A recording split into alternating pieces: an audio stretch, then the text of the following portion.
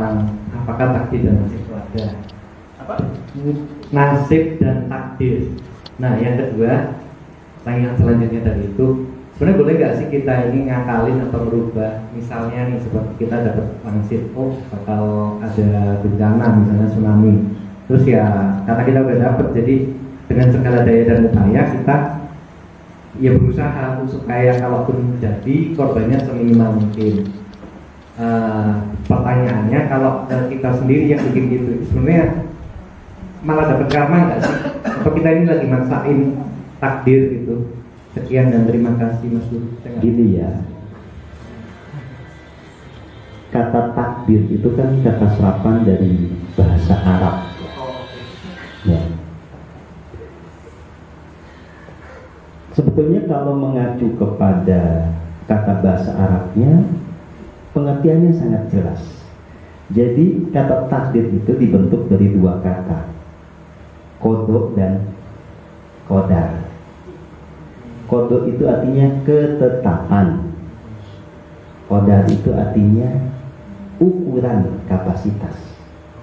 Nggak ada yang salah dengan itu. Ketetapan itu merujuk kepada hukum semesta, the law of universe. Di antaranya hukum sebab akibat, hukum tarik menarik. Semua jiwa, semua manusia itu terikat oleh hukum sebab akibat ini. Kalau Anda begini, hasilnya begini. Kalau Anda memilih ini, dampaknya ini. Kadar itu adalah kapasitas yang Anda bentuk berdasarkan pilihan-pilihan Anda di masa lalu. Perjalanan jiwa Anda sepanjang zaman itu membentuk kadar Anda pada saat ini. Nah, apa yang bisa kita lakukan dibingkai oleh hukum semesta, dibatasi oleh kadar atau kapasitas kita. Baik itu yang masuk kategori kebajikan maupun kejahatan. Anda boleh saja punya niat untuk sejahat-jahatnya menghancurkan bumi, tapi nyatanya bisa dilakukan kan sebatas kapasitas kita. Ya, kalau uangnya kecil ya kerusakannya kecil lah. Anda nggak bisa beli bom yang hebat. Ya, oke. Nah, ada ketetapan, ada kapasitas, ada free will, kehendak bebas atau kebebasan berkehendak. Semua jiwa itu selalu punya kebebasan berkehendak. Apa buktinya? Ya saat ini kan yang menentukan Anda ada di sini siapa? Ya Anda sendiri yang Anda mau. Kalau nggak mau kan pulang. Kalau nggak mau ya nggak datang. Boleh, itu bebas. Mau jam 10 juga boleh.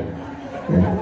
Nah, apapun yang kemudian itu kita putuskan kan kita yang bebas memutuskan itu. Tetapi yang bisa kita lakukan pembatasnya apa? Ya kapasitas kita. Kita mau pulang nih, pengen pulang tapi kagak punya ongkos, repot juga. Nah, nggak punya ongkos itu adalah kapasitas. Kenapa nggak punya ongkos? Karena tindakan Anda di masa lalu membuat Anda jadi miskin, gitu loh. Ya. Nah, hasil dari tindakan apapun nanti pasti ada buahnya, membentuk nasib. Ngerti? Ya, nasib itu keadaan saat ini. Apakah kapasitas bisa berubah? Ya bisa. Apa yang telah kita lakukan di masa lalu berbuah di sini, tertera di DNA, masuk ke dalam chip, diberesin. Maka kita akan terlahir sebagai manusia dengan kapasitas yang baru. Yang nggak berubah itu cuma hukum semestanya. Nah, kalau kemudian kita bertindak dengan tuntunan Tuhan, maka kita akan menciptakan nasib yang berbeda. Nanti. Jadi bukan begini. Orang memperkosa, aku sudah memutuskan dia memperkosa. Orang maling, aku loh Tuhan yang membuat dia maling. Bukan begitu. Dia maling memperkosa itu adalah hasil pilihan bebasnya. Dan sesuai dengan kapasitasnya. Dia memperkosa tapi burungnya putus, nggak bisa juga. Ya. Loh iya kan? Dia mau maling tapi bodoh, dia ketangkep. Nah, hasil dari tindakan dia nanti memberi dampak. Ya. Maka jangan memilih tindakan yang dampaknya itu Anda tidak suka menerimanya. Dikebukin, ya masuk penjara, siapa yang mau? Jangan pilih dong tindakan yang menciptakan itu. Tuhan tidak pernah memaksakan apapun kecuali menciptakan hukum semesta. Kehendak Tuhan itu mengejawantah di dalam hukum semesta itu, plus mengejawantah di dalam tuntunan agung dari dalam jiwa. Dan di sini saya tidak pernah ketemu sebuah tuntunan untuk melakukan kejahatan, tidak ada. Jadi jangan mengklaim tindakan jahat itu kehendak Tuhan. Ya, termasuk isu pandemi bukan tindakan Tuhan, bukan kehendak Tuhan. Ini hasil pilihan orang yang mau jadi Tuhan, mau jadi Tuhan-Tuhanan. Ya.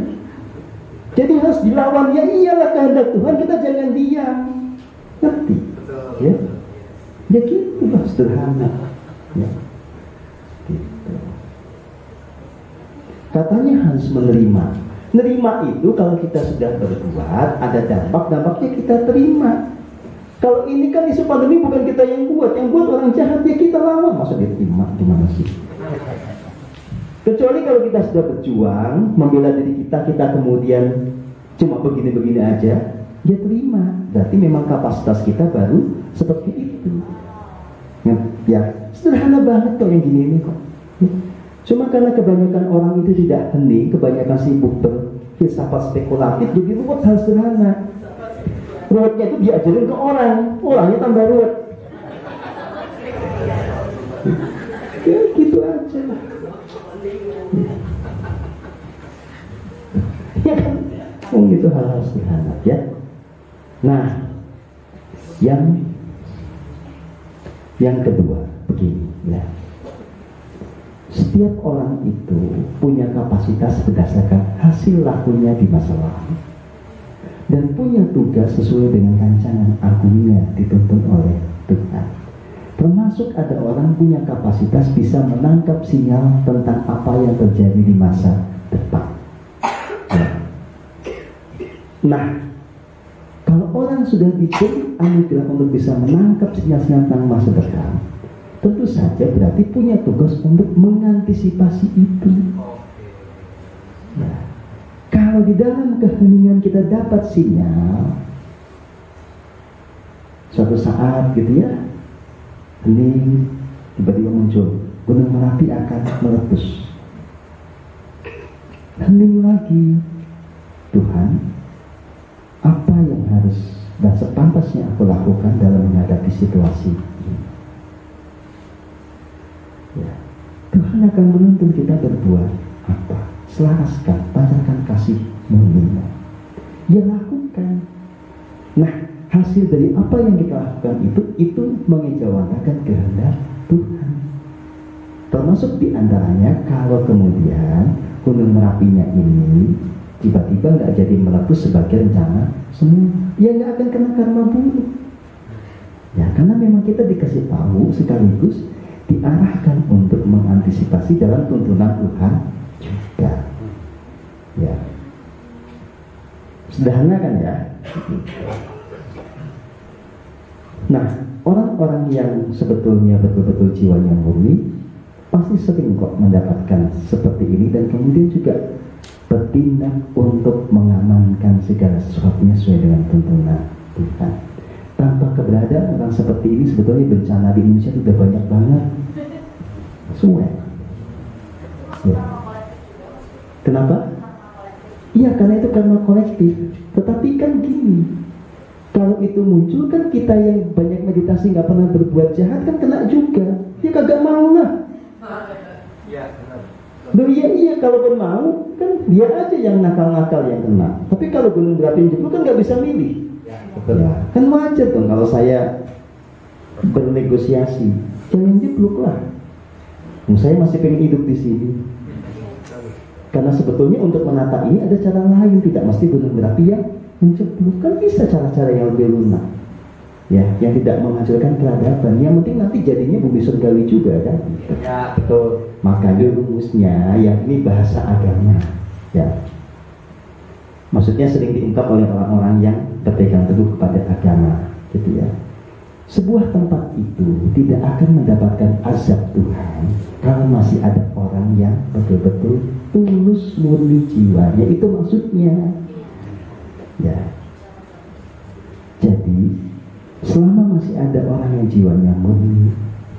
Sebetulnya satu komunitas, satu bangsa itu akan terselamatkan.